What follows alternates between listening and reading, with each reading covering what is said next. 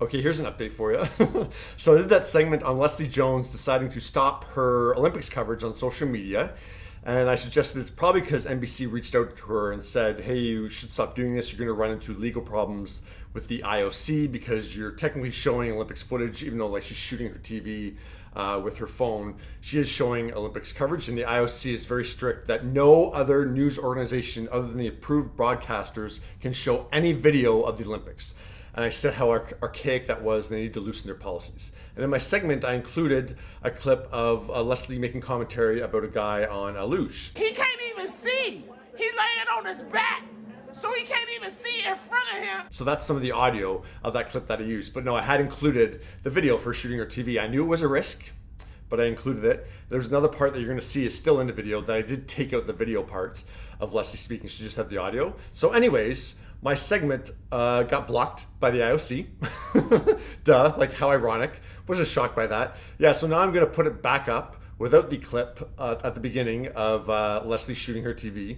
And so you can still watch this segment, but yeah, so the IOC blocked my segment because I literally included a clip of Leslie Jones shooting her TV of Olympics coverage. So that's where the IOC is at. That's how strict they are. So here is the segment without any Olympics footage. Yeah, so that was Leslie Jones's first video yesterday of her very honest commentary of the Beijing Olympics. So she's done this in the past, got a lot of attention for it, and brought a lot of attention to the Olympics as well. There's nothing fancy about the videos. They're about as basic as my videos. Just Leslie filming her TV with her phone with her off-camera commentary. So yesterday she posted 42 videos commenting on the Olympics. 42. That's insane.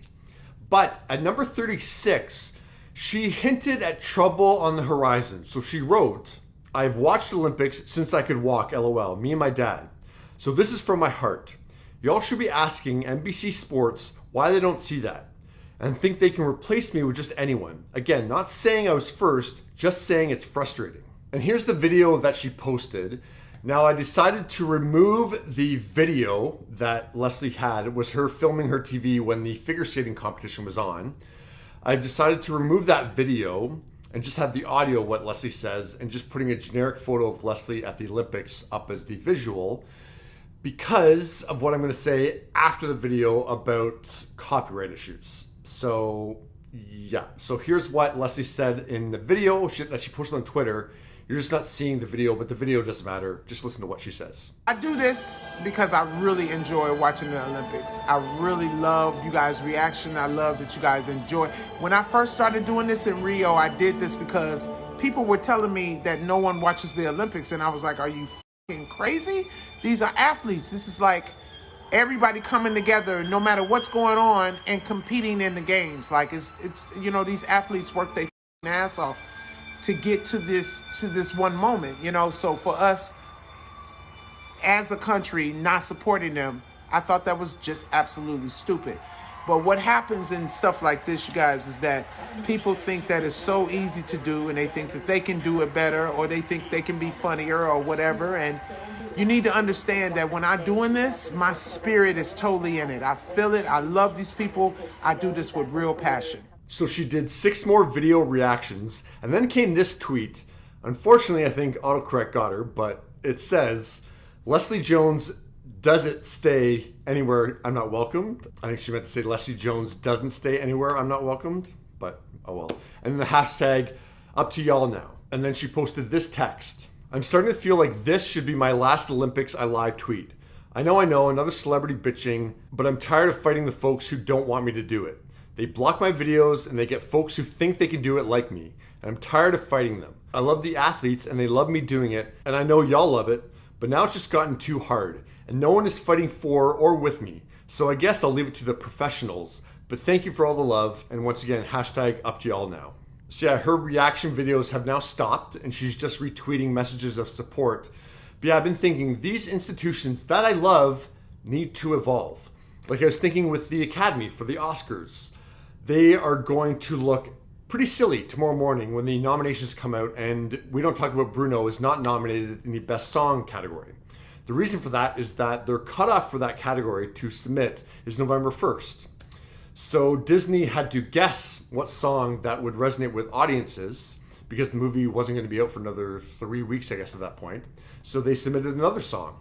So then, of course, We Don't Talk About Bruno like catches on, and it's like now close to #1 in the Billboard charts, but it wasn't even being considered for the best original song. So, the Academy's cutoff for that category for submissions is November 1st, and they're announcing nominations on February 8th. Why do they need 4 months to decide, give me your list of what songs you want to consider, and then we'll reveal our nominations? You need 4 months to do that? That needs to change. And yeah, with the International Olympic Committee, so I know this from working at my previous job, that you are not allowed to show any footage of the Olympics unless you are the broadcaster. So in Canada, that's CBC. So CBC can show clips of the Olympics. Any other broadcaster, any other news organization in Canada cannot show any video of the Olympics. You can buy photos, but yeah, any video, you're not allowed to do it. So, I mean, to even talk about social media, that is a moot point. But yeah, so I think that's what the first issue here is. Probably because NBC, who is the American broadcaster of the Olympics, has such a good relationship with Leslie. They've probably reached out and said to her, as a courtesy, they're probably saying, hey, you could run into some legal trouble with this, so you might want to stop doing these videos. It wouldn't be them, it would be the IOC that would come after her. So it's probably NBC saying, like, you probably want to stop.